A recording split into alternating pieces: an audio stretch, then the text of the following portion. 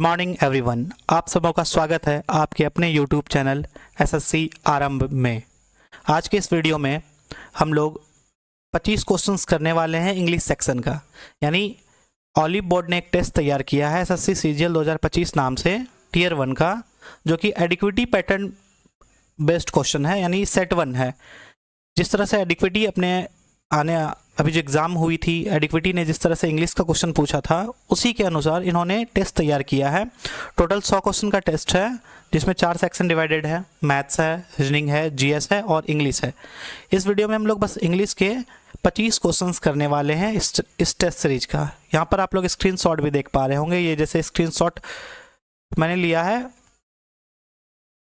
Olive board के test से, इसको मैंने फिर पीपीटी में कन्वर्ट कराया है।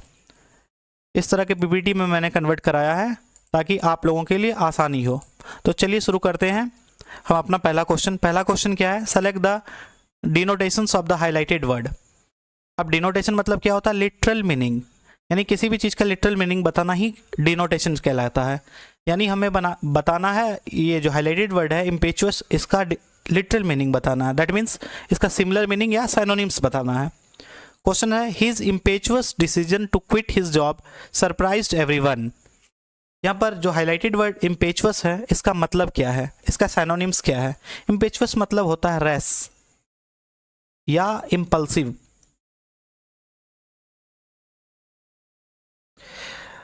अगर आम भाषा में बात करें तो होता है बिना सोचे समझे जल्दी में लिया गया निर्णय ही कहलाता है इम्पेचुअस। यानी कोई निर्णय जब हम बिना सोचे समझे लेते हैं या जल्दी या हड़बड़ी में लेते हैं, ऐसे शब्द कहलाते हैं इम्पेचुअस। यानी उसका बिना सोचे समझे लिया गया निर्णय जॉब छोड़ने का सभी को सरप्राइज किया। तो इम्पेचुअस का आपको सिनोनिम्स बताना है। तो आंसर हो जाएगा हमारा ऑप्शन नंबर ए, इम्पल्सिव। इम्पल्सिव का मतलब भी होता है सडन या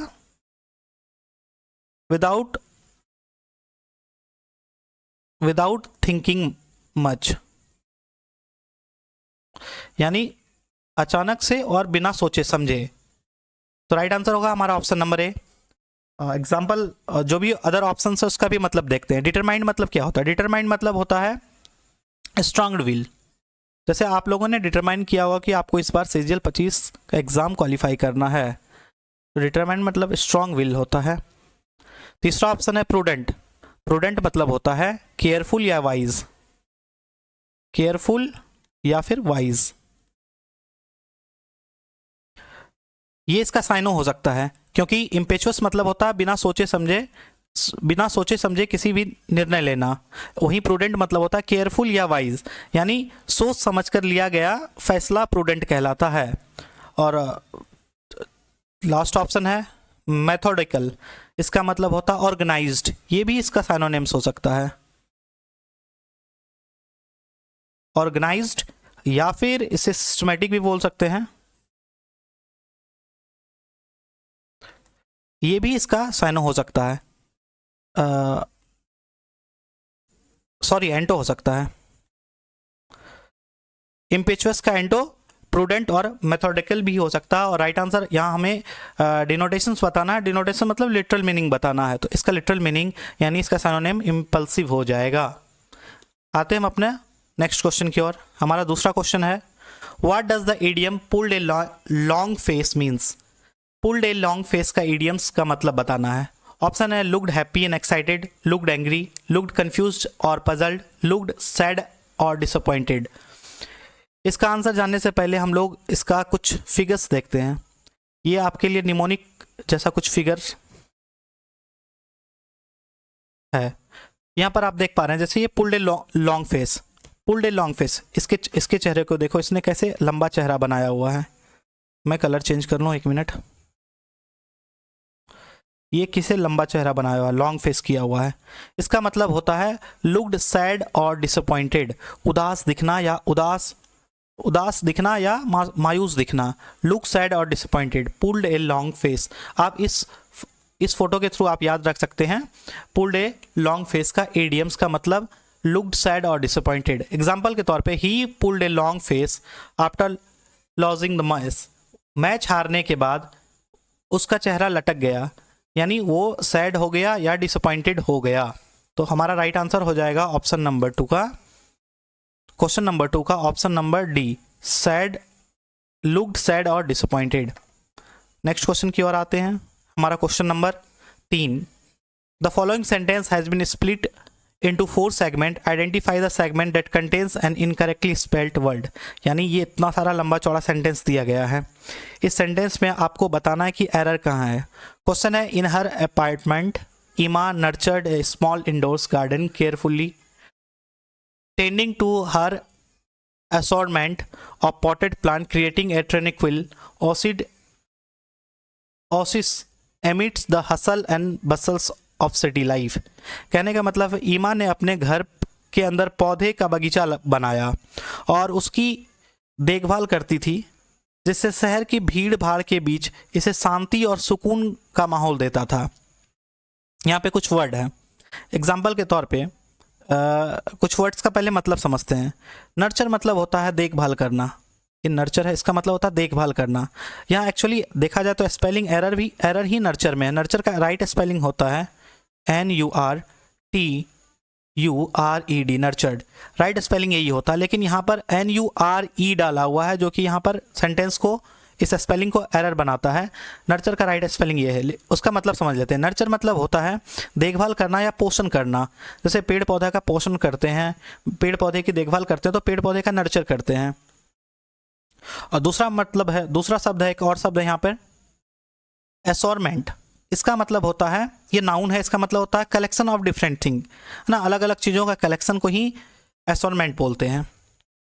इसके अलावा एक और शब्द है ट्रेनिक्विल, एसएससी बार बार पूछती है। ट्रेनिक्विल का अगर हम साइनो देखें, ट्रेनिक्विल मतलब होता है शांत, काम, पीसफुल या क्वाइट, शांत होता है। और एक आपको इडियम्स दिख रहा होगा, hustle and Bansal. Hustle and बसल का मतलब होता है, ये इडियम है, इसका मतलब होता है भाग दौड़ या शोरगुल। तो राइट आंसर हो जाएगा हमारा ऑप्शन नंबर बी, नर्चर। चलिए नेक्स्ट क्वेश्चन की ओर आते हैं। हमारा नेक्स्ट क्वेश्चन है question number 4, select the option that express given sentence in reported speech. यानी इसका स्पीच बदलना है। सेंटेंस दिया है डायरेक्ट स्पीच में, इसको इनडायरेक्ट स्पीच में बदलकर हमें आंसर बताना है। क्वेश्चन है, the boys were fighting like animals said the principal. Principal ने कहा कि जो लड़के हैं वो किस तरह लड़ रहे थे, जानवरों जैसे लड़ रहे थे। ये इस सेंटेंस में हम लोग देख पा रहे हैं कि रिपोर्टेड वर्ब पास्ट टेंस में है, रिपोर्टेड वर्ब पास्ट टेंस में है, और ये रिपोर्टेड स्पीच है। रिपोर्टेड स्पीच, जब भी रिपोर्टिंग वर्ब पास्ट टेंस में रहता तो रिपोर्टेड स्पीच का टेंस बैक शिफ्टेड होता है। मीन्स कि अगर रिपोर्टेड स्पीच पास्ट कंटिन्यूअस में है, ये पास्ट कंटिन्यूअस में है, the boys were fighting like animal, यानी ये पास्ट कंटिन्यूअस में है, ये कन्वर्ट हो जाएगा पास्ट परफेक्ट कंटिन्यूअस में। पास्ट परफेक्ट कंटिन्यूअस में चेंज हो जाएगा। तो हम ऑप्शन से एलिमिनेट कर सकते हैं कि कौन सा सेंटेंस पास्ट परफेक्ट कंटिन्यूअस में कन्वर्ट हुआ है। The principal said that the boys are fighting like animal, are fighting like animal, ये प्रेजेंट कंटिन्यूअस है, जो कि गलत हो जाएगा।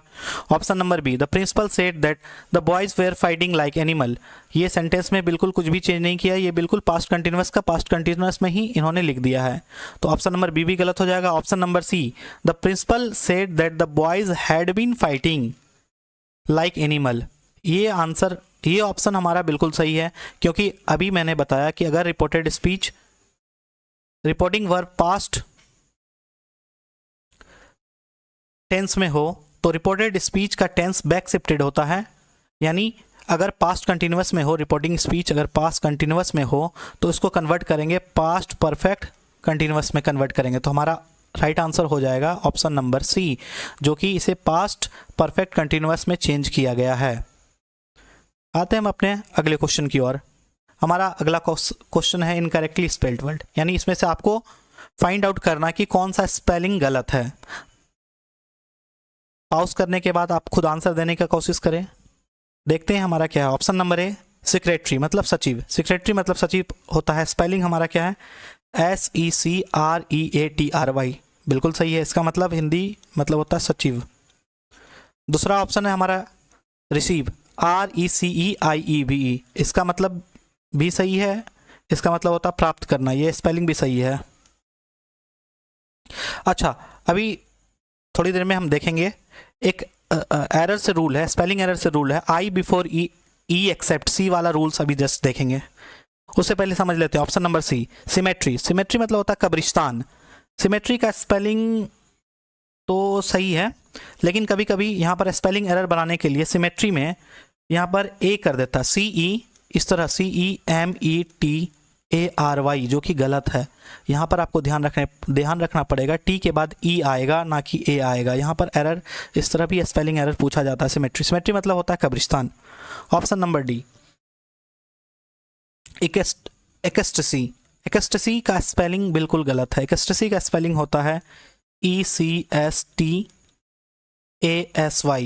यहाँ पर एस गायब किया हुआ था, एस के बाद सी के बाद एस होना था, जो कि यहाँ पर छुटा हुआ है, इस वजह से ये स्पेलिंग गलत है। राइट आंसर हो जाएगा ECSTASY, जिसका मतलब होता है अत्यधिक खुश, ज़्यादा खुश होना, अत्यधिक खुश। हाँ, अभी जस्ट हमने आपको अभी एक बात बताया था, आई बिफोर, अभी मैं बता रहा था आई बिफोर ई वाला रूल। नेक्स्ट स्लाइड में हम लोग देखते हैं आई बिफोर ई एक्सेप्ट सी वाला रूल। इस रूल के थ्रू हम समझते हैं कि कैसे स्पेलिंग एरर एग्जाम में आता है। रूल का नाम है आई बिफोर ई एक्सेप्ट सी। एक एक करके समझते हैं। ज़्यादातर वर्ड में आई पहले आता है, ई से पहले आई आता है, यानी आई ई इस तरह आता है। लेकिन अगर सी पहले आ जाए तो ई, अगर सी पहले आ जाए, जहाँ पहले आई ई आता था वो चेंज होके ई आई आ जाएगा।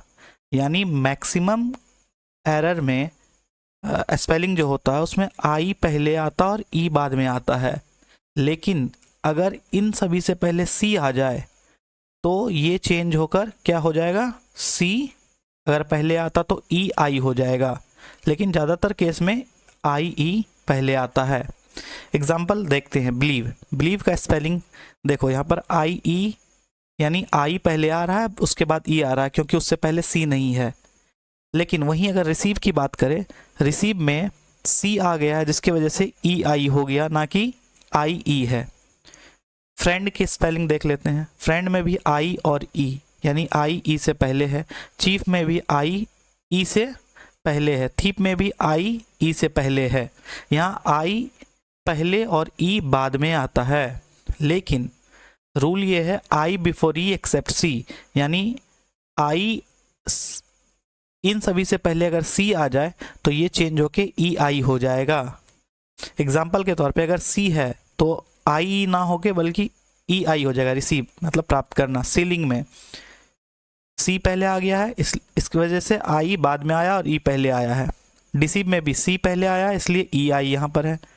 डिसीव मतलब धोखा देना। कंसीव, यहाँ पर सी पहले आया है, सी आने की वजह से ई आई हुआ है, वरना आई हमेशा पहले रहता है ई से, ज़्यादातर केस में। लेकिन अगर सी आ जाए उससे पहले तो ये चेंज होकर क्या हो जाएगा, सी आ जाए पहले तो ई आई हो जाता है। लेकिन कुछ एक्सेप्शंस भी है, जैसे वियर्ड, यहाँ पर ई आई है जबकि उससे पहले सी नहीं आया है, फिर भी ई आई है, क्योंकि ये एक्सेप्शंस है। हाइट, ई आई है, उससे पहले सी नहीं आया, फिर भी ई आई है। साइंस में सी आया है, लेकिन सी आने के बाद तो ई आई होना चाहिए, लेकिन यहाँ पर ऐसा नहीं है, सी आने के बाद भी आई ई है, ये एक्सेप्शंस है। एंशिएंट में भी सी आने के बाद भी आई ई है, क्योंकि ये एक्सेप्शंस है। तो रूल यही कहता है, ज़्यादातर केस में आई के बाद ई आता है, लेकिन अगर सी आ जाए इनसे पहले तो ये ई आई में कन्वर्ट हो जाएगा। ठीक है, आते हैं हम नेक्स्ट क्वेश्चन की ओर। The autumn leaves dash a breath taking landscape of vibrant red and oranges. यहाँ पर करेक्ट फिल करना है, करेक्ट वर्ड फिल करना है इस ब्लैंक में। सेंटेंस का मतलब क्या है, पतझड़ के पत्तों ने लाल और नारंगी रंगों का एक दृश्य बनाया। इस सेंटेंस का मतलब यही है। अगर हम ऑप्शन से चेक करते हैं तो ड्राइड, पहला हमारा ऑप्शन है ड्राइड। ड्राइड मतलब होता है सूखा। अगर हम ऑटम लीव्स यहाँ पर फिल करते हैं dried, the autumn leaves dried a breath taking landscape. क्या एक सूखा पत्ता वाइब्रेंट रेड एंड ऑरेंजेस का मिक्सर बना सकता है क्या? नहीं, बिल्कुल नहीं। एक सूखा पत्ता बिल्कुल ऐसा नहीं कर सकता है। तो आंसर हमारा ऑप्शन नंबर ए हो जाएगा गलत। बोल रहा है कि सूखा पत्ता जब ये ज़मीन पर गिरा तो इन्होंने एक चटकदार लाल और नारंगी रंगों का एक दृश्य बनाया, मनोरम दृश्य बनाया। यहाँ पर बात हो रहा है, यहाँ पर बिल्कुल ऐसा बात नहीं हो रहा है, यहाँ पोएटिक मैनर में बात हो रहा है। यानी बात कर रहा है कि ऑटम में के सीजन में, यानी पतझड़ के पत्तों ने क्या किया? पेंटेड किया। हम ऑप्शन नंबर सी देखते हैं। यानी यहाँ पर विजुअल रिप्रेजेंटेशन की बात हो रही है। ऑटम के पत्तों ने पेंट किया उस दृश्य को। कैसा पेंट किया? लाल और ऑरेंज, चटक लाल और ऑरेंज जैसा पेंट किया। तो हमारा ऑप्शन नंबर सी हो जाएगा राइट। इन्वॉल्व्ड यहाँ पर सही नहीं हो पा रहा है। क्या पत्तों ने इन्वॉल्व होकर एक मनोरम दृश्य बनाया? बिल्कुल नहीं। यहाँ पर अफेक्टेड भी सही नहीं है। क्या उसने कोई प्रभाव डाला? क्या ऑटम के लिप्स ने कोई प्रभाव डाला? बिल्कुल नहीं, कोई प्रभाव नहीं डाला। हमारा राइट आंसर हो जाएगा पेंटेड। यानी पतझड़ के पत्तों ने इस तरह पेंट कर दिया जैसे वो दृश्य लगे लाल और नारंगी रंगों का एक सुंदर सा दृश्य क्रिएट हो। तो हमारा राइट आंसर हो जाएगा ऑप्शन नंबर सी। हम नेक्स्ट क्वेश्चन की ओर आते हैं। हमारा 7वां क्वेश्चन है, एंटोनिम्स फिल करना है टेडियस का। ये 2 ब्लैंक है, दोनों ब्लैंक में टेडियस का एंटोनिम फिल करना है। टेडियस मतलब होता क्या है? टेडियस मतलब होता है बोरिंग, मोनोटोनस। टेडियस मतलब होता है बोरिंग, मोनोटोनस या फिर डल होता है, यानी थकाव, उबाऊ। तो यहाँ पर हमें इसका उल्टा भरना है, यानी इसका एंटोनिम्स भरना है, विलोम शब्द भरना है। इस वाली पोजीशन पे भी और इस वाले पोजीशन पे भी भरना है जो उसका विलोम शब्द आए। The children found the activity dash and surprise made it dash. यहाँ पर ऐसा भरना है जो टेडियस का एंटोनिम्स हो, यानी दोनों जगह एंटोनिम्स भरना है।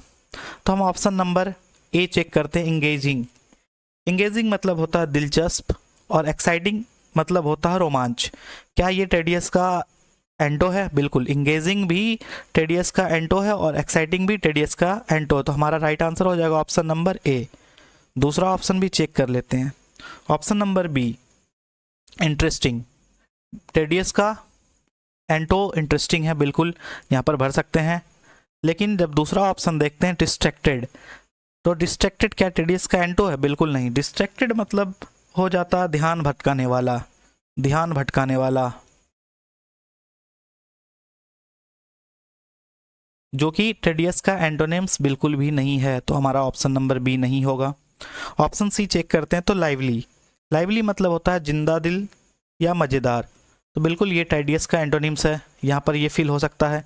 लेकिन बात करें वहीं दूसरा ऑप्शन बोर्ड, जो कि टेडियस का सिनोनिम्स आ गया। ये हमें भरना था यहाँ टेडियस का भी एंटोनिम्स, इधर भी टेडियस का एंटोनिम्स भरना था, लेकिन ये बोर्ड तो टेडियस का सिनोनिम्स हो गया। तो ऑप्शन नंबर सी भी खत्म हो गया।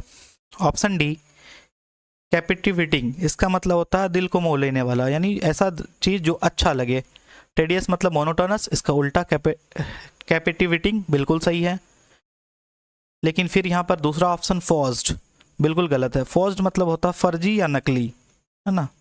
इसका मतलब नकली या फर्जी होता है या जाली होता है।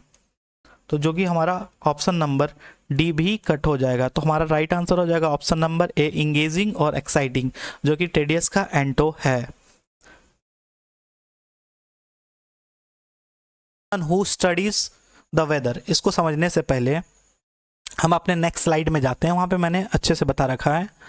जैसे मेट्रोलॉजिस्ट किसे बोलते हैं? Studies weather and atmospheric condition, ऐसा व्यक्ति जो एटमॉस्फेरिक कंडीशन को पढ़ता है, यानी उसका स्टडी करता है। वेदर के एटमॉस्फेरिक कंडीशन और वेदर का स्टडी करने वाला आदमी मेट्रोलॉजिस्ट कहलाता है। और वहीं ज्योग्राफर कौन होता है? ज्योग्राफर वो व्यक्ति होता है जो अर्थ के सरफेस को या अर्थ के लैंडस्केप को स्टडी करता, वो ज्योग्राफर कहलाता है। एस्ट्रोनॉमर कहलाता है जो व्यक्ति सेलेस्टियल बॉडी जैसे स्टार्स और प्लैनेट का स्टडी करता है, वो एस्ट्रोनॉमर कहलाता है। क्लाइमेटोलॉजिस्ट कहलाता है वो आदमी जो क्लाइमेट के बारे में स्टडी करता है। वेदर और क्लाइमेट में स्लाइटली डिफरेंस है, जैसे weather day to day condition होता है, क्लाइमेट लंबे पीरियड का होता है। तो फिर हम अपने क्वेश्चन की ओर आते हैं। क्या हमारा question? Rahul is a person who studies the weather. जो वेदर का स्टडी करता है उसे क्या अभी जस्ट आपने देखा था, वेदर का स्टडी करने वाला मेट्रोलॉजिस्ट कहलाता है। तो हमारा राइट आंसर हो जाएगा ऑप्शन नंबर ए। ज्योग्राफर क्या होता है? ज्योग्राफर अभी देखा था क्या, कि ऐसा व्यक्ति जो स्टडी करता अर्थ के सरफेस को या अर्थ के लैंडस्केप को, वो ज्योग्राफर कहलाता है। एस्ट्रोनॉमर होता है वो व्यक्ति जो सेलेस्टियल बॉडी का स्टडी करता है, जैसे स्टार्स और प्लैनेट। तो हमारा ऑप्शन नंबर ए राइट हो जाएगा, मेट्रोलॉजिस्ट। ज्योग्राफर नहीं होगा, एस्ट्रोनॉमर नहीं होगा, क्लाइमेटोलॉजिस्ट नहीं होगा। 9th नंबर क्वेश्चन से शुरू होता है पैसेज। पैसेज स्टार्ट करने से पहले हम उसके क्वेश्चंस को देख लेते हैं। पहले जैसे 9th नंबर में क्वेश्चन है, the title below of the best express the ideas of the passage, यानी इसका टाइटल पूछा है। और अगला क्वेश्चन है, according to the passage the penguin crowd together to. Penguin एक साथ इकट्ठा होते हैं, किस लिए होते हैं? 10वां नंबर क्वेश्चन है। और अगला क्वेश्चन देखें 11th नंबर, यानी टोटल 3 क्वेश्चंस पूछे इस पैसेज से। यहाँ पर सैनोनिम्स पूछा है वर्ड टोइस्टी का, तो ये बताना है। कभी भी पैसेज पढ़ते हैं तो उससे पहले उनके क्वेश्चंस को एक बार नज़र घुमाकर देख लेते हैं, क्योंकि जब हम क्वेश्चंस को देख लेते हैं तो हमारे दिमाग में, जब पैसेज पढ़ रहे होते हैं तो हमारे दिमाग में वो क्वेश्चन जरूर रहता है। तो चलिए हम पैसेज देखते हैं, एक एक करके समझते हैं क्या है। Emperors are the largest of all penguins, यानी पेंगुइन्स की बात कर रही है। एम्पेरर पेंगुइन सबसे बड़ा पेंगुइन माना जाता है सभी पेंगुइन के बीच में, यानी सबसे बड़ा होता है। अगर इसकी एवरेज साइज की बात करें, an average birds stand some 45 inches tall, यानी इस एम्पेरर पेंगुइन का एवरेज साइज का बात करें तो 45 इंचेस लंबा होता है, टॉल होता है। These flightless animals sleeps on the Antarctic ice and in the frigid surrounding water, यानी ये जो फ्लाइटलेस मतलब ऐसा बर्ड्स जो उड़ नहीं सकता, जैसे पेंगुइन एक फ्लाइटलेस बर्ड है, यानी ये उड़ नहीं सकता, इनका वजन काफ़ी ज़्यादा होता है जिसकी वजह से ये उड़ नहीं पाता है। ये जो एनिमल्स है ये पाया जाता है अंटार्कटिका के बर्फ़ वाले रीजन में और फ्रिजिड सराउंडिंग्स, मतलब यानी ठंड, बर्फ़ और ठंड जैसे पानी में पाया जाता है। Penguins employs psychological adaptation and cooperative behaviors in order to deal with the incredibly harsh environment, यानी जो पेंगुइन्स होते हैं वो साइकोलॉजिकली इस तरह से अडेप्ट कर लेते हैं और उन लोगों का साथ में, यानी वो आपस में सारे पेंगुइन्स एक दूसरे से कोऑपरेट करके वो रहते हैं। इस वजह से वो इतने हार्श कंडीशन में भी टिक पाते हैं, यानी वो मेंटली खुद को ऐसा अडॉप्ट कर लेते हैं, साइकोलॉजिकली खुद को ऐसा अडॉप्ट कर लेते हैं और ग्रुप में रहते हैं, जिसके वजह से वो इस हार्श इन्वायरमेंट, यानी इस ठंड भरे मौसम, अधिक ठंड भरे मौसम में भी वो टिक पाते हैं। Where winds chills can reach -76 degree Fahrenheit, जहाँ पर जो ठंडी हवाएं है वो उस तापमान को -76 डिग्री फ़ारेनहाइट तक ले आती है। They huddles together to escape the winds and conserve warmth, यानी वे हडल्स टुगेदर मतलब वे एक साथ इकट्ठा हो गए रहते हैं, जिसके वजह से जो वे हैं हवा को रोक पाता है और खुद को गर्म रख पाते हैं वे सभी। Individuals takes turn moving to the group protection and relatively toasty interior, अभी इसका ही सैनोनिम्स पूछा था, देखेंगे। कहने का मतलब वो इस तरह ग्रुप में रहते हैं। Once a penguin has warmed up a bit it will moves to the perimeter of the group so that other can enjoy the protection from the icy element. कहने का मतलब वो इस तरह झुंड में रहते हैं, ये इस तरह झुंड बना के, ये इस तरह झुंड बना के रहते हैं। जब एक पेंगुइन गर्म हो जाता है, यानी अंदर वाला पेंगुइन तो गर्म हो गया, ये अंदर वाला पेंगुइन गर्म हो गया तो ये बाहर की ओर आते हैं और बाहर वाला पेंगुइन अंदर की ओर जाते हैं, ताकि उनका पूरा ग्रुप एक दूसरे को उस आइसी कंडीशन से खुद को प्रोटेक्ट कर सके। यानी जब अंदर वाला पेंगुइन गर्म हो जाता है वो बाहर की ओर आता है और बाहर वाला पेंगुइन अंदर की ओर आता है ताकि वो गर्म हो पाए। तो ठीक है, हमारा क्वेश्चन है 9th नंबर। क्या पूछा है? द टाइटल पूछा है, यानी इस पैसेज को पढ़ने के बाद हमें टाइटल समझ में आना चाहिए क्या टाइटल है। हमारा option number A, penguin life on the ice. क्या ये सही है? चलो इसको अगला ऑप्शन देखते हैं, फिर पता चलेगा, है ना। Penguin life on the ice, क्या सिर्फ लाइफ ऑन द आइस यानी सिर्फ ठंडे जगह पे रहने की बात हुई है पेंगुइन्स के बारे में? नहीं, पेंगुइन्स का यहाँ डिटेल बताया गया कि वो 45 इंच बड़े हैं, है ना, फ्लाइटलेस बर्ड है, किस तरह के सराउंडिंग्स में रहते हैं, किस तरह एक दूसरे को प्रोटेक्ट करते हैं। तो ऑप्शन नंबर ए थोड़ा पॉसिबल नहीं लगता है, लेकिन अगर दूसरा ऑप्शन नहीं मिला तो ऑप्शन नंबर ए भी सही है। फिलहाल दूसरा ऑप्शन देखते हैं, option number B, penguins and the struggle to remain cold. Penguin और उसका स्ट्रगल ठंडा रहने के लिए? बिल्कुल भी नहीं। क्या वे ठंडा रहने के लिए स्ट्रगल करते? नहीं, वे वार्मथ रहने के लिए स्ट्रगल करते हैं। अगर यहाँ कोल्ड के जगह वार्मथ होता, यानी गर्म रहने के लिए वो स्ट्रगल करते हैं, है ना। तो ऑप्शन हमारा बी गलत हो जाता है। क्या? क्योंकि ये बोल रहा है पेंगुइन्स और उसका स्ट्रगल ठंडा रहने के लिए। बिल्कुल गलत, हो, गर्म रहने के लिए स्ट्रगल करते हैं। Option C, emperor penguins team work. ये बिल्कुल लग रहा है एम्पेरर पेंगुइन का टीम वर्क, क्योंकि पूरा पैसेज में टीम वर्क के बारे में ही बात हुआ है कि वो लोग उस ठंडे एनवायरनमेंट को बच पाते हैं टीम वर्क की मदद से। चलो ऑप्शन डी देखते हैं, नथिंग बीट्स कॉपरेशन। ये भी सही हो सकता था, अगर ऑप्शन नंबर सी ना होता तो ऑप्शन डी भी सही हो सकता है। हाँ, ऑप्शन डी थोड़ा जेनेरिक लग रहा है, जिसकी वजह से ऑप्शन डी भी नहीं होगा, क्योंकि उससे भी बेस्ट ऑप्शन हमारे पास ऑप्शन नंबर सी है। ए भी नहीं होगा, क्योंकि यहाँ पर सिर्फ वे लोग बर्फ़ वाली एरिया में रहते हैं पेंगुइन, इसकी बात नहीं, बल्कि उसके कॉपरेशंस के अलावा और भी चीज़ों की बात की जा रही है। तो हमारा सबसे बेस्ट ऑप्शन है option number C, emperors penguin team works, यानी एम्पेरर पेंगुइन का टीम वर्क बताया गया है इस पैसेज में। बिल्कुल सही। 10वां क्वेश्चन की ओर आते हैं। हमारा 10th क्वेश्चन है, according to the passage the penguins crowd together to, यानी पेंगुइन इकट्ठा किस लिए होते हैं? पैसेज के अकॉर्डिंग बताना है कि पेंगुइन जो इकट्ठा होते हैं इस तरह, है ना, क्राउड करते हैं, यानी एक दूसरे को घेर के रखते हैं, वो किस लिए रखते हैं? Option A, enjoy the fights between rival group among them. बिल्कुल नहीं, यहाँ पे किसी राइवल की बात नहीं है और किसी फाइट्स की बात नहीं हुई पैसेज में। Option B, protect themselves from the cold wind and remain warm. बिल्कुल सही, वे लोग इकट्ठा इसलिए होते हैं ताकि वे लोग खुद को ठंड से बचा सके और खुद को गर्म रख सके।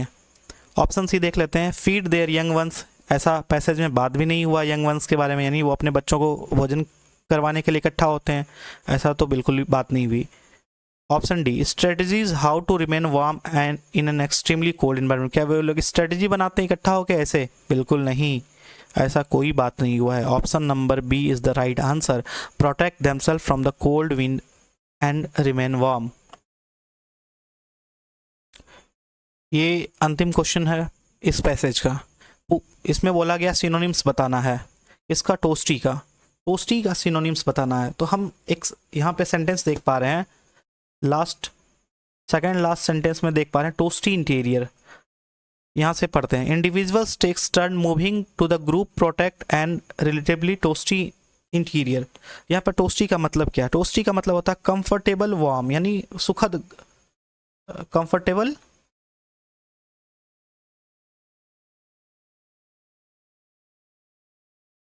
वार्म, यानी सुखद गर्म वाला जगह, कंफर्टेबल वार्म, सुखद गर्म वाला जगह। तो ऑप्शन से चेक करते हैं, कॉजी मतलब भी होता है कंफर्टेबल वार्म, इसका सिनोनिम सही है। और अगर बात करें बी नंबर, स्क्रॉच्ड मतलब होता है जला हुआ। क्या यहाँ जला हुआ की बात हो रही है? बिल्कुल ऐसा तो कुछ बात ही नहीं हुआ है, जला हुआ, जो कि ऑप्शन बी गलत है, आईसी गलत है, ऑप्शन डी भी गलत है। तो राइट आंसर हमारा सिनोनिम्स हो जाएगा टोस्टी का कंफर्टेबल वार्म, जो कि ऑप्शन नंबर ए कॉजी मतलब भी होता है कंफर्टेबल वार्म। चलिए हम अपना नेक्स्ट क्वेश्चन की ओर आते हैं। क्वेश्चन नंबर 12, इसमें से आपको डायरेक्ट स्पीच सेलेक्ट करना है। यहाँ पर क्वेश्चन नंबर 12 में इनडायरेक्ट स्पीच दिया है, the principal asks the teacher whom she had given permission to distribute those. यहाँ पर इनडायरेक्ट स्पीच में दिया है पूरा का पूरा सेंटेंस, इसे आपको डायरेक्ट स्पीच में बदलना है। 4 ऑप्शंस दिए हैं ABCD। तो देखते हैं, प्रिंसिपल ने पूछा टीचर से whom she had given permission to distribute those, यानी वो चीज़ें बांटने के लिए किसने उसे परमिशन दिया। दोज, ये डोज आया होगा, दोज दीज के बदले आएगा। ऑप्शन चेक करते हैं, दीज किस में है। ऑप्शन नंबर ए में दीज है, बी में दीज है, सी में भी है और डी में भी है। बिल्कुल यहाँ से हम एलिमिनेट नहीं कर सकते ऑप्शन। हाँ, एक चीज़ यहाँ देख रहे हैं, होम आया है, whom she had given permission to distribute those, यानी डब्ल्यू एच क्वेश्चन मार्क वाला आया है, यानी ये सेंटेंस जो बनेगा, यानी डायरेक्ट स्पीच में बनेगा तो ये इंट्रोगेटिव बनेगा। इंट्रोगेटिव किस में बन रहा है, whom convert. Option number C नहीं होगा क्योंकि यहाँ पर हु है। ऑप्शन नंबर डी भी नहीं होगा क्योंकि यहाँ पर भी हु है। तो ऑप्शन नंबर ए और बी में देखते हैं, होम है बिल्कुल सही। लास्ट में क्वेश्चन मार्क है, यानी ये इंट्रोगेटिव सेंटेंस बन रहा है। जब इंट्रोगेटिव सेंटेंस बनेगा तो सब्जेक्ट से पहले ही एक्सिलरी वर्ब आएगा, यानी हैव को यू से पहले आना था। देखते हैं कि जो हमारा ऑप्शन नंबर बी में है, यहाँ पर हैव पहले है, फिर एक्सिलरी वर्ब पहले है सब्जेक्ट से, यानी ऑप्शन नंबर बी हमारा राइट हो जाएगा। ऑप्शन नंबर ए गलत हो गया। क्यों गलत हो गया, क्योंकि ये जो रिपोर्टेड स्पीच था ये इंट्रोगेटिव में बनता है। इंट्रोगेटिव में बनाने के लिए एक्सिलरी वर्ब सब्जेक्ट से पहले होना चाहिए, जो कि यहाँ पर नहीं है, जिस वजह से ऑप्शन नंबर ए गलत हो जाता है और हमारा ऑप्शन बी राइट हो जाता है। हम आते हैं अपने नेक्स्ट क्वेश्चन 13 नंबर की ओर। After the argument he decided to extend and dash to make a peace, यानी झगड़े के बाद उसने क्या किया जिसके वजह से पीस हो गया। तो हमारा 4 ऑप्शन है, apple of discord, olive branch, open book, ear to ground. इसका आंसर देने से पहले चारों ईडियम्स का मतलब पता होना चाहिए। तो हम नेक्स्ट स्लाइड की ओर जाते हैं, उसमें निमोनिक्स के थ्रू आपको बताया गया है, ये 4 निमोनिक्स के थ्रू आपको बताया गया है कि इसका मतलब क्या होता है। पहला हमारा है एप्पल ऑफ डिस्कॉर्ड, यहाँ पर ये निमोनिक है, यानी ये एप्पल है, ये डिस्कॉर्ड मतलब होता है झगड़े का कारण बनना। एप्पल ऑफ डिस्कॉर्ड का मतलब होता है झगड़े का कारण बनना, यानी एक ही एप्पल है। निमोनिक्स के थ्रू आपको याद कराया जा रहा है, यानी ये एप्पल, अब ये से भी खाना है, ये से भी खाना है। एप्पल तो है एक ही, जिसके वजह से इन दोनों के बीच में, इस बॉय के बीच में और इस गर्ल्स के बीच में झगड़ा हो गया। तो हम इस तरह से एप्पल ऑफ डिस्कॉर्ड को याद कर सकते हैं। ए काउज ऑफ डिस्प्यूट और कॉन्फ्लिक्ट, यानी झगड़े का कारण होना। तो एप्पल ऑफ डिस्कॉर्ड का मतलब झगड़े का कारण होता है। दूसरा है ऑलिव ब्रांच, देखो ये लड़का इस लड़की को ऑलिव ब्रांच दे रहा है, ये ऑलिव की टहनी दे रहा है। ऑलिव एक पौधा होता है, उसका टहनी दे रहा है। ऑलिव ब्रांच का मतलब होता है ऑफर ऑफ पीस और रिकॉन्सिलेशन, यानी शांति का प्रस्ताव देना। यानी जब इस सेब के लिए लड़ाई हुआ था, जिसकी वजह से बाद में इन्होंने इस ऑलिव ब्रांच को देके एक दूसरे के बीच में शांति समझौता कराया। तो याद रखना, ऑलिव ब्रांच मतलब होता है शांति का समझौता कराना। एप्पल ऑफ डिस्कॉर्ड का मतलब होता है झगड़े का कारण होना। तीसरा हमारा आइडियम्स है ईयर टू ग्राउंड, जिस तरह ये लड़का ध्यान लगाकर सुन रहा है कि कोई ट्रेन आ तो नहीं रहा इस पटरी से, यानी इसका मतलब है कि किसी के बारे में वेल इन्फॉर्म्ड होना, यानी हर किसी चीज़ के बारे में पूरी जानकारी रखना ही कहलाता है ईयर टू ग्राउंड। नेक्स्ट है ओपन बुक, खुली किताब। ये देखो ओपन बुक आपने कई बार सुना होगा, मैं एक खुली किताब हूँ, है ना। एक कहावत है खुली किताब होना, मतलब किसी के बारे में आसानी से कोई जान पाए उसे ही कहते हैं ओपन बुक, खुली किताब। फिर अपने क्वेश्चंस की ओर आते हैं। यहाँ पे after an argument he decided to extend and dash to make a peace, यानी यहाँ पीस की बात की गई है, शांति की बात की गई है। शांति कब होगा, अभी जस्ट हमने देखा एप्पल ऑफ डिस्कॉर्ड का मतलब झगड़े का कारण होना, जो ऑप्शन ए गलत है, क्योंकि यहाँ आर्ग्यूमेंट के बाद पीस की बात की जा रही है, शांति की बात की जा रही है, तो फिर एप्पल ऑफ डिस्कॉर्ड होना गलत है। ऑलिव ब्रांच ये हो सकता है, क्यों हो सकता है, ऑलिव ब्रांच का अभी जस्ट मैंने बताया, क्या ऑलिव ब्रांच देखो अभी जस्ट बताया था थोड़ी देर पहले, इसका मतलब होता है एन ऑफर ऑफ पीस और रिकॉन्सिलेशन, यानी प्रस्ताव देना, किस चीज़ का, शांति का प्रस्ताव देना ही ऑलिव ब्रांच होता है। तो हमारा राइट आंसर हो जाएगा ऑलिव ब्रांच। और ओपन बुक खुली किताब नहीं होगा। ईयर टू ग्राउंड मतलब भी होता है किसी के बारे में वेल इन्फॉर्म्ड होना, तो ये भी ऑप्शन नंबर डी गलत है। राइट आंसर हो जाएगा हमारा option number B. Next question की ओर आते हैं। Question number 14, she has practice the piano since her childhood, full stop. अच्छा यहाँ थोड़ा सा टाइपिंग एरर है, यहाँ पर आई होगा, फुल स्टॉप के बाद यहाँ पर आई होगा। I have supported her throughout the journey, यानी दो सेंटेंस है यहाँ पर। She has practice the piano since her childhood, एक सेंटेंस ये हो गया, एक सेंटेंस ये हो गया, और दूसरा सेंटेंस है आई have supported her throughout the journey. इस दो सेंटेंस को बनाना है, कन्वर्ट करना है, एक्टिव टू पैसिव में कन्वर्ट करना है। एक्टिव से पैसिव में कन्वर्ट करने के लिए have practice, have plus V3 है, तो ये कन्वर्ट होगा जब पियानो सब्जेक्ट बनेगा, द पियानो सब्जेक्ट बनेगा आगे आके। तो ऑप्शन नंबर ए में भी पियानो है, द पियानो है, सी में भी द पियानो है, डी में भी द पियानो है, यानी चारों में द पियानो है।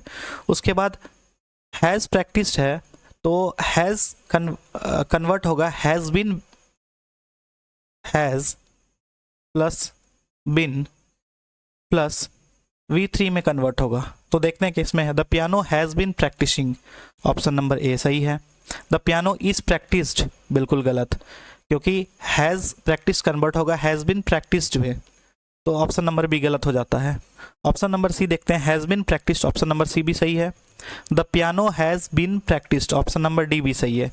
फिर अगला सेंटेंस की ओर आते हैं। हमारा अगला सेंटेंस है आई have supported her throughout the journey. यहाँ पर भी हैव सपोर्टेड है, ये भी बनेगा हैव बीन सपोर्टेड, यहाँ पर भी कन्वर्ट होगा ये हैव बीन सपोर्टेड में, हैव बीन सपोर्टेड में। देखते हैं कि इसमें हैव बीन सपोर्टेड है। यहाँ she has been supporting, she has been supporting, has been के बाद V4 आ गया, ऑप्शन नंबर ए गलत।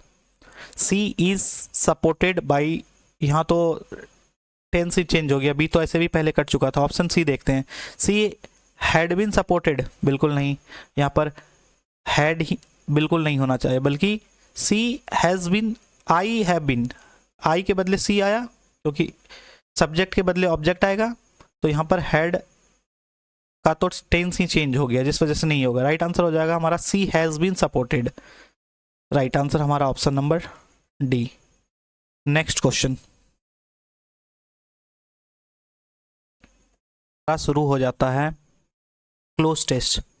टोटल 5 क्लोज टेस्ट यहाँ देखने मिलते हैं, जैसे ऑप्शन नंबर यहाँ ब्लैंक 1, ब्लैंक 2, ब्लैंक 3, ब्लैंक 4 और ब्लैंक 5। टोटल 5 ब्लैंक है, यानी पांचों ब्लैंक खाली है। इस पांचों ब्लैंक को फिल करना है। फिल करने से पहले हमें ये चेक करना होगा कि जो ऑप्शंस दिए हैं, 4 ऑप्शंस, उसमें से बेस्ट ऑप्शन क्या होगा। इसको भरने से पहले हम इस जो पैसेज है, ये जो क्लोज टेस्ट है, इसको समझते हैं। The power of unity is A dash that transcends boundary and overcome challenges, यानी जो एकता की ताकत है वो क्या है, यहाँ ऑप्शन नंबर ए भरना है।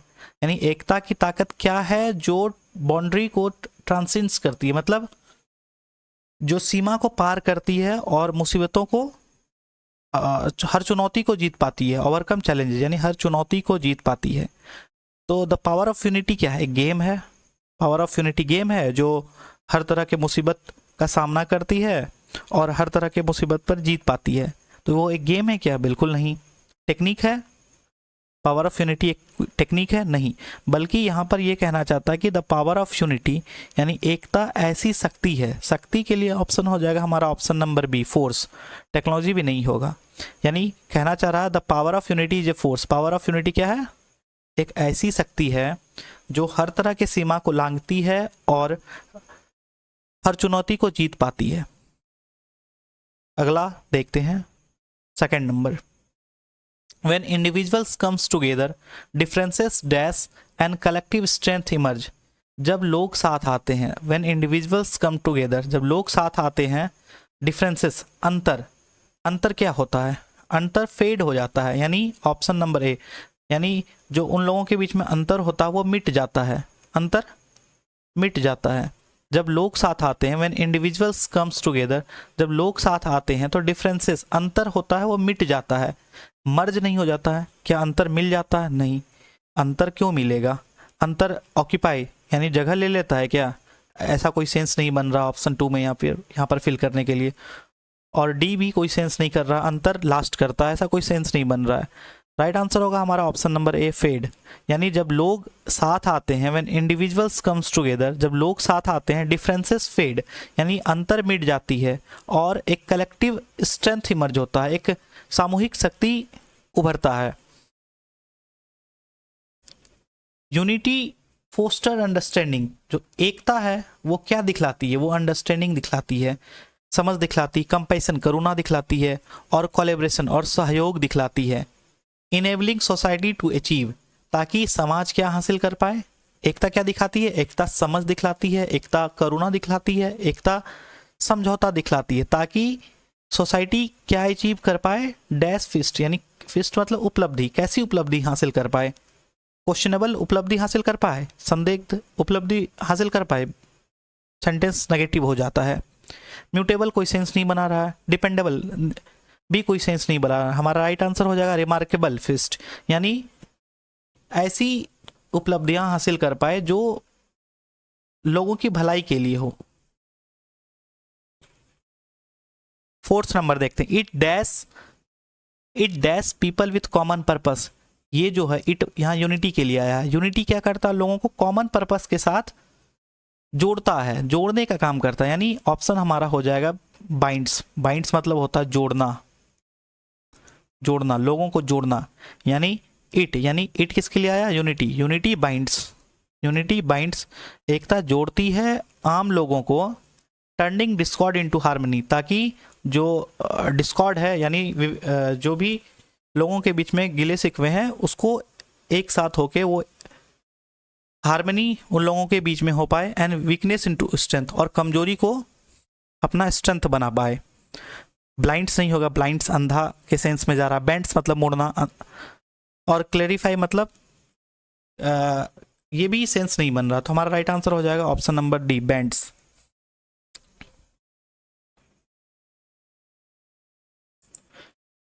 फिफ्थ नंबर देखते हैं, in unity there lies the ability to dash adversity. यानी एकता में, यूनिटी में क्या ऐसा, एकता में कैसी शक्ति है, एकता में ऐसी शक्ति है कि एडवर्सिटी, जो भी मुसीबतें आती है उनसे लड़ सके, यानी उनका कन्फ्रंट कर सके, उनसे लड़ सके, कन्फ्रंट कर सके। कन्फ्रंट मतलब सामना कर सके, सामना कर सके। इन यूनिटी, एकता में ऐसी शक्ति है जो बड़े से बड़े एडवर्सिटी को, यानी मुसीबतों का सामना कर सकती है, कन्फ्रंट कर सकती है, इंस्टिल चेंजेस, बदलाव ला सकती है, और and build a better world, और अच्छा समाज का निर्माण कर सकती है। डिमोरलाइज होगा नहीं, हतोत्साहित करना यहाँ सेंस नहीं बनता है ना। यूनिटी में ऐसी शक्ति कि लोगों को हतोत्साहित करे, डिमोरलाइज करे, बिल्कुल नहीं। डिफॉर्म करे, बिल्कुल नहीं। कंफर्ट करे, आराम दे क्या, बिल्कुल नहीं। तो राइट आंसर होगा हमारा ऑप्शन नंबर सी, कन्फ्रंट, यानी सामना करे। यूनिटी में ऐसी शक्ति है जो हर तरह के एडवर्सिटी को, मुसीबतों का सामना करती, कन्फ्रंट, हर तरह की मुसीबतों का सामना करती है, इंस्टिल चेंजेस, बदलाव लाती है, and build a better world, और अच्छे समाज का निर्माण करती है। तो यहाँ पर पांचों पैसेज का मतलब हम लोग जान गए और उसका सही ऑप्शंस भरने सीख गए। हम आते हैं अपने नेक्स्ट क्वेश्चन की ओर। हमारा नेक्स्ट क्वेश्चन है क्वेश्चन नंबर 20। इस क्वेश्चन में हमें एरर फाइंड करना है कि कौन से पार्ट्स में एरर है। इसे 4 पार्ट्स में डिवाइड किया गया क्वेश्चन को। आपको फाइंड करना है कि कौन से पार्ट्स में एरर है। एक बार आप पॉज करो और खुद से आंसर देने का कोशिश करो, फिर वीडियो देखना। चलिए तो मैं बताता हूँ। Having been in the company for over a decade, Michelle was well versed in the entrances of the industry and had developed strong relationship with the client, या फिर नो एरर। बहुत बड़ा सेंटेंस है, बहुत लंबा सेंटेंस है, बहुत confusion भी हो रहा होगा कि कौन से पार्ट्स में एरर है, लेकिन कन्फ्यूजन की बात नहीं है। हमारा जब हम पहला ही पार्ट्स देखते हैं हैविंग बीइंग, तो हमें यही एरर नज़र आता है। आप पूछोगे कैसे, अभी मैं एक बात बताता हूँ। हैविंग के बाद हमेशा, हैविंग के साथ हमेशा पास्ट पार्टिसिपल का इस्तेमाल होता है, पास्ट पार्टिसिपल का इस्तेमाल होता है, जो कि यहाँ बिंग दिया है। बिंग पास्ट पार्टिसिपल नहीं बल्कि प्रेजेंट पार्टिसिपल है। बिंग क्या है, प्रेजेंट पार्टिसिपल है, जो कि गलत है। अब आप पूछोगे हैविंग के बाद पास्ट पार्टिसिपल क्यों होता है? क्योंकि हैविंग का मतलब है कुछ काम पहले ही हो चुका है। यानी हैविंग हैविंग का सेंस क्या आता है? कुछ काम पहले ही हो चुका है। जस्ट लाइक मैं अभी एग्जांपल बताता हूँ, कुछ काम पहले हो चुका है। मैं आपको एक सेंटेंस देता हूँ, जैसे having eaten lunch, having eaten lunch he went to sleep.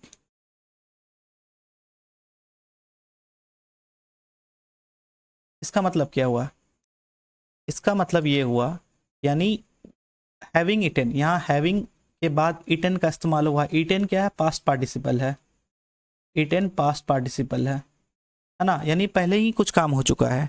यानी उसने लंच कर, उसने सोने से पहले, ही वेंट टू स्लीप, यानी वो सोने जाने से पहले ही लंच कर चुका है, यानी कुछ काम हो चुका है। हैविंग हमेशा दर्शाता है कि कुछ काम पहले हो चुका है। तो जब हम इस सेंटेंस को देखते हैं, हैविंग बीइंग, बीइंग यहाँ पर है प्रेजेंट पार्टिसिपल, जो कि गलत है। हमें क्या करना पड़ेगा? हमें यहाँ पर पास्ट पार्टिसिपल का इस्तेमाल करना पड़ेगा। तो बीइंग का पास्ट पार्टिसिपल क्या है? बीइंग V4 है। V4 हमेशा प्रेजेंट पार्टिसिपल होता है, तो हमें पास्ट पार्टिसिपल करना होगा। तो बीइंग का पास्ट पार्टिसिपल V3 यानी बीन होता है। तो हमारा राइट आंसर हो जाएगा having being, having been.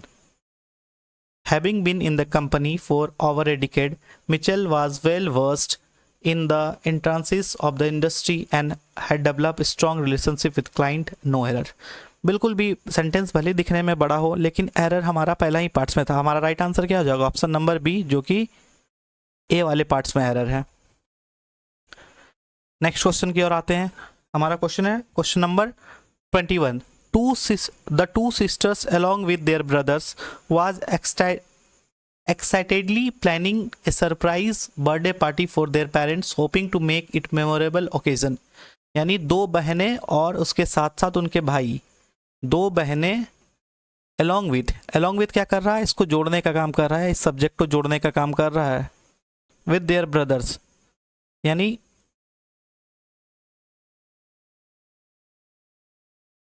along with इस दो सब्जेक्ट को जोड़ने का काम कर रहा है। द टू सिस्टर्स और ब्रदर्स को जोड़ने का काम कर रहा है। वो सभी खुश थे क्योंकि उन्होंने प्लानिंग किया था एक birthday party, surprise birthday party अपने पेरेंट्स के लिए, ताकि उस ओकेजन को वो मेमोरेबल बना सके। एक यहाँ पर एक प्रॉब्लम क्या है? जब भी सेंटेंस इन सभी वर्ड से, जैसे along with, together with,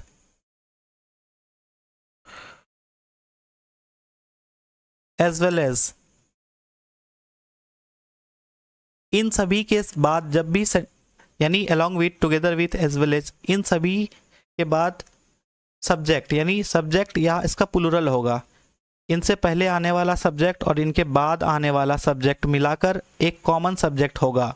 तो इसलिए ये सब्जेक्ट प्लूरल है। यहाँ पर वर्ब देखेंगे, वर्ब वाज है। क्या यहाँ पर वाज सही है?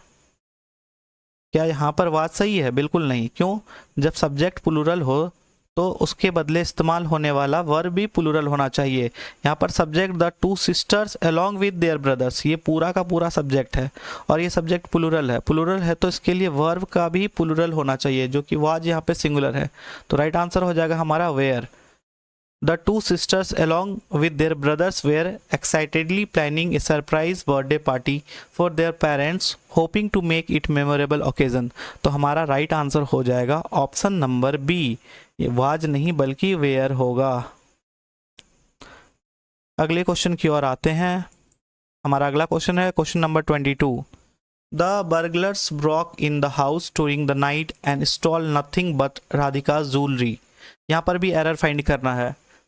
बर्गलर किसको बोलते हैं? चोर को। यानी चोर ने क्या किया? घर में घुसा और उसने और कुछ नहीं चोरी किया बल्कि राधिका का ज्वेलरी चोरी किया। यहाँ पर एरर फाइंड करना है। बहुत सिंपल सा एरर है, फ्रेज का एरर है। यहाँ पर एरर है ब्रोक इन, जो कि गलत है, क्योंकि ब्रेक इनटू का मतलब क्या होता है? ब्रेक इनटू मतलब होता है किसी के घर में फोर्सफुली घुसना। ब्रेक इनटू का मतलब होता है टू इंटर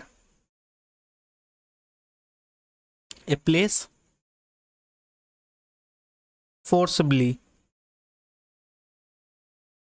किसी के घर में जबरदस्ती घुसना ब्रेक इनटू होता है। ब्रेक इन जैसा कोई फ्रेज नहीं है, तो हमारा राइट आंसर हो जाएगा ऑप्शन नंबर ए। इसे ब्रेक इन को काट के ब्रेक इनटू करेंगे तो ये हमारा सेंटेंस सही हो जाएगा। चलिए हम अपने नेक्स्ट क्वेश्चन की ओर आते हैं। हमारा नेक्स्ट क्वेश्चन है, इस सेंटेंस को कन्वर्ट करना है पॉजिटिव डिग्री में। एक बात समझो, पॉजिटिव 3 डिग्री होता है। पॉजिटिव डिग्री, कंपैरेटिव, एडजेक्टिव का 3 डिग्री होता है, positive degree, comparative degree, superlative degree. Positive degree, faster का पॉजिटिव डिग्री क्या होगा? फास्ट। पॉजिटिव डिग्री फास्ट होता है, कंपैरेटिव डिग्री फास्टर होता है, superlative degree fastest.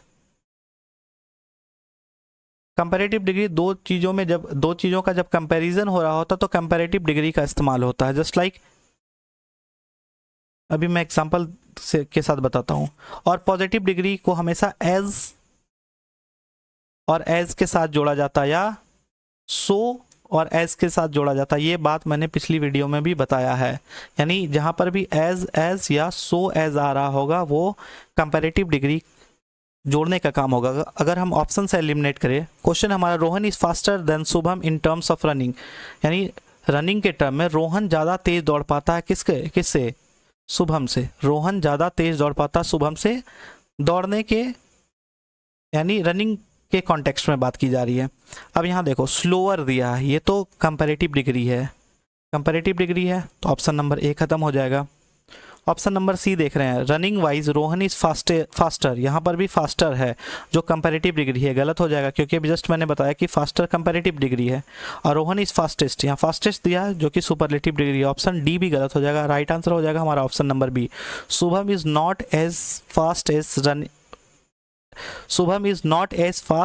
Runner as Rohan, यानी शुभम उतना तेज नहीं है, उतना दौड़ने में तेज नहीं है जितना कि रोहन है। यहाँ पर भी बोला है कि रोहन ज़्यादा तेज़ी से दौड़ पाता है, यानी रोहन दौड़ने में काफ़ी तेज़ है शुभम के तुलना में। तो यहाँ पर भले नेगेटिव सेंस में जा रहा है लेकिन डिग्री हमेशा पॉजिटिव ही इस्तेमाल हुआ यहाँ पर, फास्ट, और जोड़ा भी गया है एज, और एज के साथ जोड़ा भी गया। अभी जस्ट मैंने बताया एज के साथ जब भी सेंटेंस जोड़ा रहे तो इसके बीच में पॉजिटिव डिग्री होगा, और सो एज के साथ हमेशा सेंटेंस भी जोड़ा होगा तो वो भी पॉजिटिव डिग्री में होगा। तो हमारा राइट आंसर हो जाएगा ऑप्शन नंबर बी।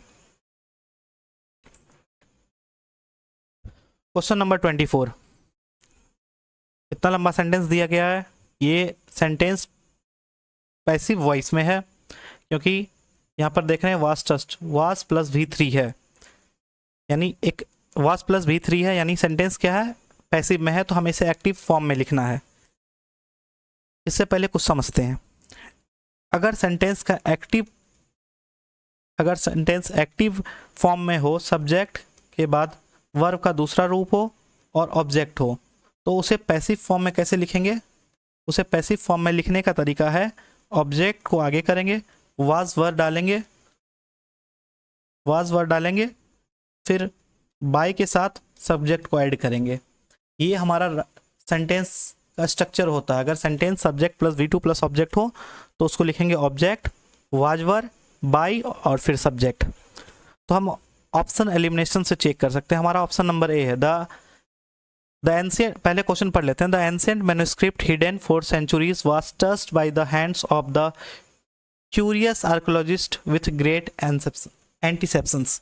तो हमारा option number A was hidden, ये खुद सेंटेंस दिया है, वाज के बाद वर्ब का तीसरा रूप है, वाज के बाद V3 है, ये सेंटेंस खुद ही पैसिव फॉर्म में है, जबकि हमें सेंटेंस को बनाना है एक्टिव वॉइस में बनाना, तो हमारा ऑप्शन ए एलिमिनेट हो जाता है। दूसरा सेंटेंस देखते हैं, with great anticipations the ancient manuscript was hidden, ये भी वाज प्लस V3 है, ये भी सेंटेंस पैसिव में है जो कि गलत है, हमें एक्टिव सेंटेंस खोजना है। Option number C, the hands of the curious archaeologist with great anticipations touch the ancient manuscript hidden for the centuries। यहाँ पर ऑप्शन नंबर डी हमारा राइट आंसर हो जाएगा, क्योंकि यहाँ पर ऑप्शन नंबर सी हमारा राइट आंसर हो जाएगा, ऑप्शन डी नहीं होगा, क्योंकि यहाँ पर पास्ट कंटिन्यूअस कर दिया गया है, जो कि बिल्कुल सही नहीं है, क्योंकि सेंटेंस हमारा अभी मैंने जस्ट बताया सब्जेक्ट प्लस वर्ब का दूसरा रूप हो और ऑब्जेक्ट हो, यानी सब्जेक्ट हो, वर्ब का दूसरा रूप हो और ऑब्जेक्ट हो, तो सेंटेंस हमेशा वाज, वर और V3 में चेंज होता है, जो कि क्वेश्चन में ये दिया गया। तो हमारा राइट आंसर हो जाएगा ऑप्शन नंबर सी। हम अपने लास्ट क्वेश्चन की ओर आते हैं। हमारा लास्ट क्वेश्चन है PQRS यानी सेंटेंस अरेंजमेंट है। तो ये क्वेश्चन आप खुद करना, क्वेश्चन नंबर 25, इसको अरेंज करना है प्रॉपर ढंग से। इसको अरेंज करने के बाद 4 ऑप्शन है, चारों ऑप्शन में कौन आंसर होगा इसे आप कमेंट में ज़रूर बताना। Thank you for watching this video. अगर आपको हमारा ये वीडियो पसंद आया तो आप इसे अपने दोस्तों के बीच में शेयर कर सकते हैं और हमारे चैनल को सब्सक्राइब कर सकते हैं। और आपको अगर इसका PDF चाहिए तो आप टेलीग्राम पर SSC आरंभ नाम से सर्च कर सकते हैं, @SSC_आरंभ लिखने के बाद आपको हमारा टेलीग्राम चैनल आ जाएगा, वहाँ पर इसका PDF अपलोड कर दिया जाएगा थोड़ी देर में। Thank you for watching this video.